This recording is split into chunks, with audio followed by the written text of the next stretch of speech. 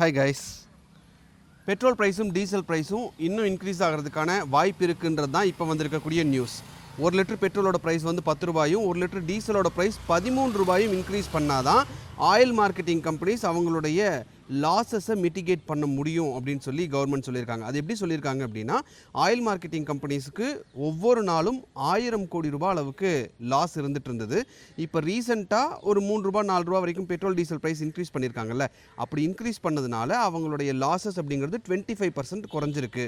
So ஒரு நாளைக்கான loss அப்படிங்கிறது இப்போ 750 crores-ஆக இருக்குது அப்படின்னு சொல்லியிருக்காங்க.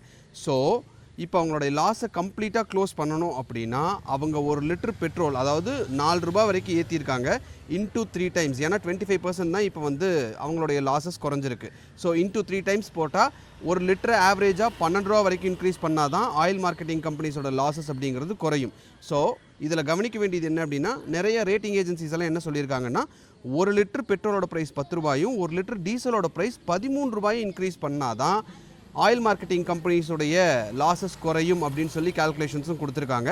ஸோ இனிமேல் வரக்கூடிய காலங்களில் பெட்ரோல் டீசல் ப்ரைஸ் இன்னுமே இன்க்ரீஸ் ஆகிறதுக்கு தான் வாய்ப்பு இருக்குது அப்படின்னு தான் இதிலிருந்து நம்ம புரிஞ்சுக்க வேண்டியது இருக்குது. நீங்கள் இதை பற்றி என்ன நினைக்கிறீங்க அப்படின்றத கமெண்ட்டில் சொல்லுங்கள். இந்த மாதிரி இன்ஃபர்மேட்டிவான விஷயங்களை ஈஸியாக புரிஞ்சுக்கிற மாதிரி நீங்கள் தெரிஞ்சுக்கணும்னு நினச்சிங்கன்னா ஓப்பன் சீக்ரெட்டை சப்ஸ்கிரைப் பண்ணுங்கள். தேங்க்யூ.